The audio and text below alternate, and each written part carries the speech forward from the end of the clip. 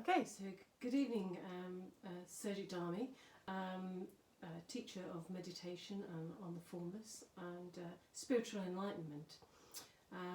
Probably the best person I could probably ask then is what is spiritual enlightenment? What is spirituality? People talk often these days of being on a spiritual path. What is it?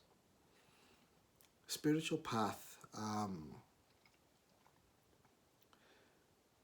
When people think of spirituality, it has become so misconstrued and so varied that it can be almost anything.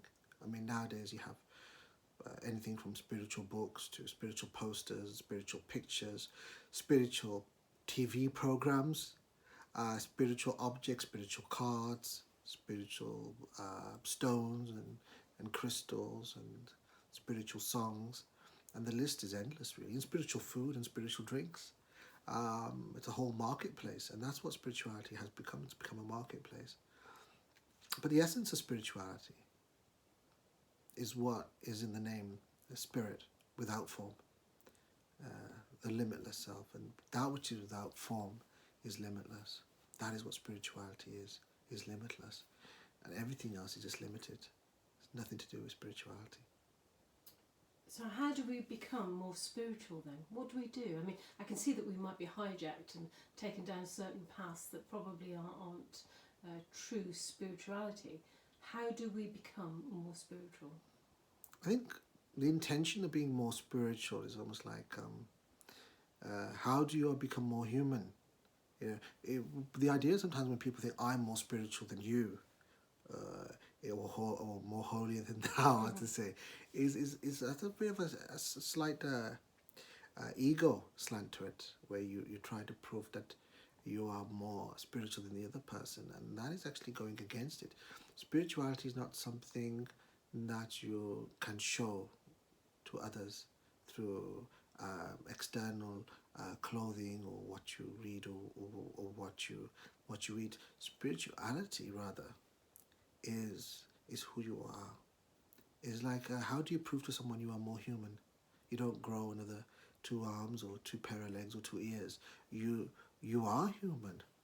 It is the recognition of that which makes you human, and spirituality is the same. A lot of people would consider things like yoga, meditation and prayer is the way forward to spirituality. Is that not the case? Should we not be doing those things? You're trying to get me into trouble here. No. I mean, as with these practices, be it prayer, meditation, yoga, or anything else, when it becomes a limited practice, when you are just resorting to it in terms of limited ways, limited yoga postures, a meditation of a limited technique, because that's what a meditation is when people use a certain technique. And all techniques are limited, all methods are limited. It will never lead you to something that is limitless. And limitless is what is liberating. Limitless is what is exhilarating.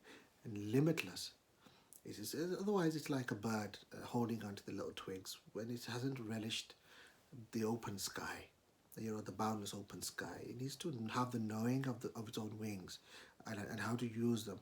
And by doing so, in having that knowing, it also knows the sky. So how do we know the limitless? How do we know the limitless? The way to know the limitless is, I'm giving an example. And there's a regime, there's a country where they have a law that's been passed there, where anyone who's religious or spiritual, they're arrested. So anybody who had a spiritual book in their house, they were arrested. Anyone who practiced yoga, meditation, or prayers or mantras, anybody who said anything to do with God or spirituality, they were arrested, except this one man. And this one man, he was regarded as holy by everybody.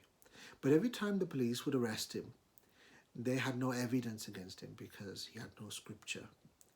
He wasn't doing any yoga postures or any meditation techniques, or he wasn't reciting anything. So they couldn't really arrest him. But one thing that he had was was the fact that everyone called him holy. And when the priest asked him, why is that? He said, because I see everybody else as holy.